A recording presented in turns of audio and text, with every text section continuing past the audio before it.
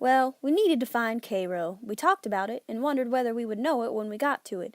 I said we wouldn't, 'cause if the houses weren't lit up, how are we going to see it? Jim said if the two rivers joined together there, we'd see 'em. But I said maybe we might think they were coming to the same old river again. That disturbed Jim, and me too. So the question was, what to do? I said go ashore and tell someone that Pap was behind coming with a trading scow, wanting to know how far it was to Cairo. So we agreed. Now there warn't nothing to do but to look sharp for town. Jim says he'd be sure to see it, for if he didn't, he'd stay a slave again and hate no more show for freedom. Every once in a while, he'd jump up and say, "Dah she is," but it weren't. Jim said it made him tremble to be so close to freedom.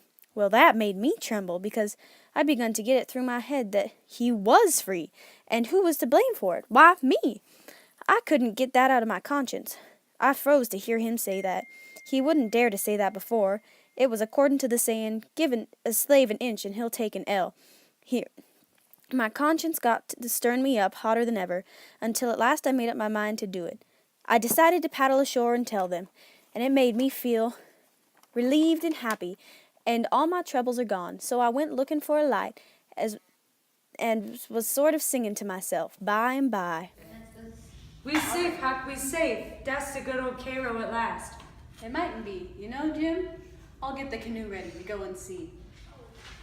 Pretty soon I'll be a-shouting for joy and I'll say, it's all on accounts of Huck. I's a free man and I could never been free it hadn't been for Huck. Huck done it. Jim won't ever forget you, Huck. You's the best friend Jim has ever had, and you's the only friend old Jim's got now. I got the canoe ready, and Jim put his coat in the bottom for me to set on. There you goes, the old true Huck, the only white gentleman out of it.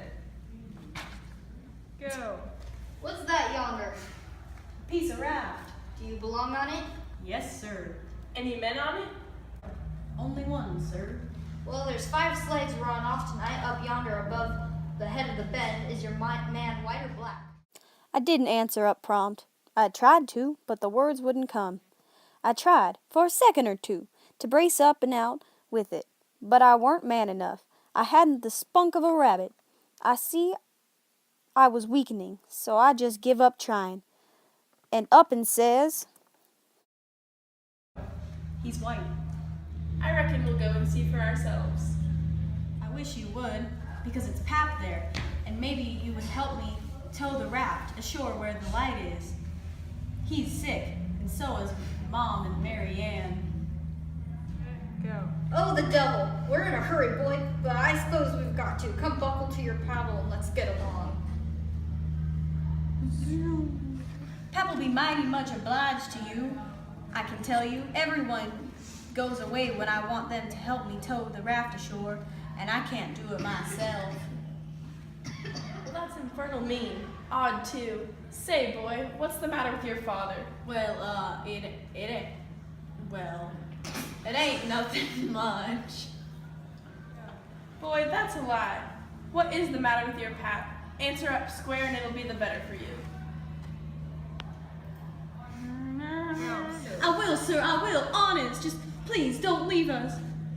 If it's gentlemen, if you only pull ahead and let me have you tow the headline, you won't have to come near the raft. Please do.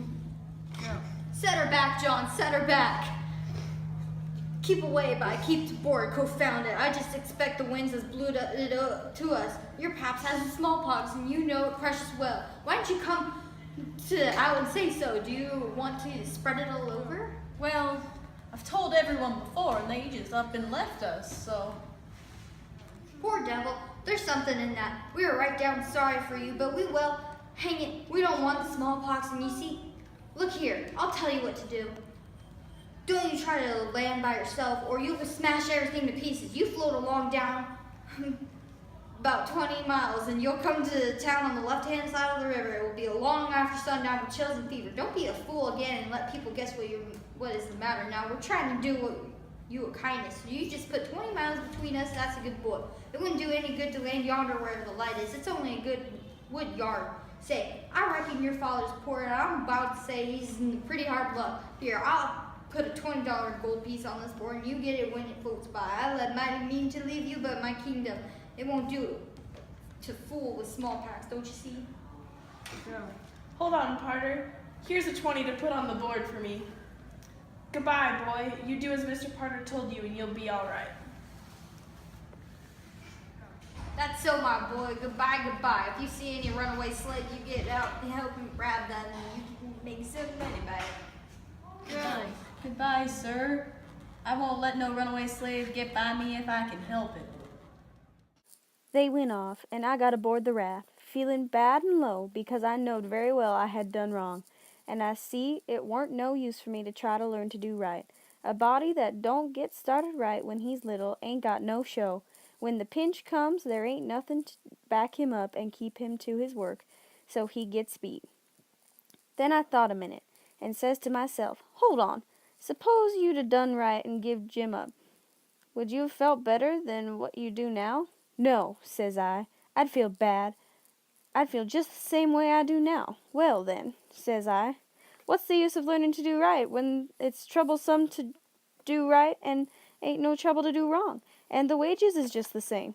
I was stuck. I couldn't answer that. I went into the wigwam and Jim weren't there. Jim! Jim! Here I is, Huck. Is they out of sight yet? Don't talk loud.